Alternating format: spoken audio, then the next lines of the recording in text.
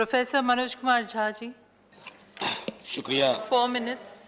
Honourable deputy chairperson ma'am, माननीय मंत्री जी हैं, बहुत महत्वपूर्ण मंत्री हैं और इनकी साफ गोई का मैं क्या कहूँ। कल ही परसों कहा है कहीं किसी कीमत पर निजीकरण नहीं होगा, तो लड़ाई भी लड़ रहे हैं तलवार के बगैर। कोई नहीं सर, ठीक है, बड़ी मेजॉरिटी है।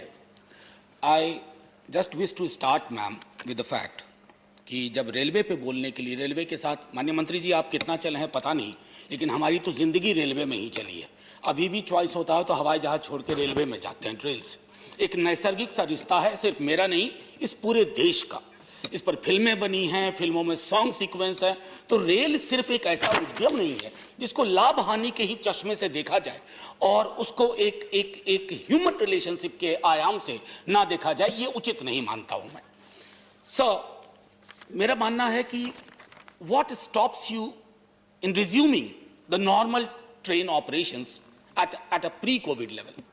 बहुत सारी चीजें आपने खोल दी हैं, बार चल रहे हैं, बस रेलवे ऑपरेशंस नहीं हो रहा। और जैसा मेरे पूर्व के वक्ता ने कहा कि टिकट उतना ही है, लेकिन गरीब आदमी को जो सुविधाएं थी उन सुविधाओं को बहाल नहीं किया गया है। केटरिंग स्टाफ किस परिस्थिति में, सर कभी पता कर लीजिएगा। हालांकि आप जानते होंगे, जानना और महसूस करने में थोड़ा फर्क होता है, वही फर्क है वहां। सर दूसरी चीज मैं कह रहा हूं, आजकल एक शब्द आपने मोनेटाइजेशन बहुत पॉपुलर किया, बहुत पॉपुलर किया, लगता है कि कोई अद्भुत शब्द है। अरे ये बाजार के समक्ष आत्मसमर्पण का ये नया आत्मनिर्भर वाला श्लोक है, ये इससे बचने की कोशिश करनी चाहिए। मोनेटाइज करिए अगर आप सोच रहे हैं कि ये इसके अलावा कोई विकल्प नहीं है। लेकिन जैसे मैं कहना चाहूंगा कि आरएलडीए आपका काम नहीं कर पा रहा है, आपको नई एजेंसीज और डिपार्टमेंट के साथ एक मल्टीलैटरल इंगेजमेंट में जाना होगा। दूसरा, जो भी आप मोनेटाइजेशन के बाद चीजें खड़ी करें वो पैसेंजर एम्यूनिटीज को समर्पित हो, वो किसी क्या कहूं, किसी क्रोनी समृद्धि के टापू के समक्ष जाकर के कि भैया दूध तुम्हें चाहिए वो ले लो, उससे वो टेम्पटेशन हो रहा है आप लोगों को, लेकिन उससे बचने की कोशिश होनी चाहिए। मेरा मानना है कि कई इलाकों में अगर आप देखेंगे झुग्गी झोपड़ियां हैं, उनके पुनर्वास की व्यवस्था जरूर करें, क्योंकि अक्सर मैंने सदन में स्पेशल मेंशन में 0 आवर में उठाया है, उस पर कोई पहलकदमी नहीं हो रही है। प्रोजेक्ट सैंक्शन एक्सपेंडिचर, उसमें भी मैं आपसे आग्रह करूंगा, it should be done in consultation with independent watchdog. Ma'am, chairperson ma'am, MST मेरा मानना है कि ये हमारे राज्यसभा के भी कई स्टाफ मिले हैं। आपकी ट्रेन, नॉर्मल ट्रेन ऑपरेशन जो लोकल चल रही हैं वो नहीं हो पा रही। कभी पूछ के देखिएगा कितनी दिक्कतें होती हैं। अगर सदन 6 बजे से आगे चलता है, क्योंकि 6:20 में आखिरी ट्रेन है गाजियाबाद, फरीदाबाद वगैरह के लिए, ये दिल्ली, मुंबई, पटना, क्योंकि अक्सर जैसे दानापुर से चल के लोग आ रहे हैं और उसी तरह दिल्ली, मुंबई और अन्य इलाकों में है, उनकी दिक्कतों को अगर आप नहीं समझेंगे तो क्या कहा जाए सर। और मैं समझता हूं कि ये मंथली एमएसटी उसकी बहाली हो शीघ्र से शीघ्र। कल आपके मंत्रालय ने एक बयान दिया, एक मंत्रालय, माननीय मंत्री महोदय, कहां तक सुनोगे, कहां तक सुनाऊं, हजारों हैं शिकवे, क्या क्या बताऊं। तो थोड़ी आपकी तवज्जो चाहता हूं, आपकी नजरें इनायत इधर हो। सर कल एक विज्ञापन आया ट्विटर पे रेलवे मिनिस्ट्री का, which says railways eclipses previous years freight loading numbers. फिर मैंने चेक किया सर, आपकी 0.06% बढ़ोतरी हुई है, 0.06%। सर ट्विटर चेक कर लीजिएगा, मैं अपने मन से आंकड़े नहीं बता रहा हूं। अब सर ये शोक और चिंता का विषय हो रहा है, आप उसमें होली, ईद, दिवाली बना रहे हैं, ये उचित नहीं है ना।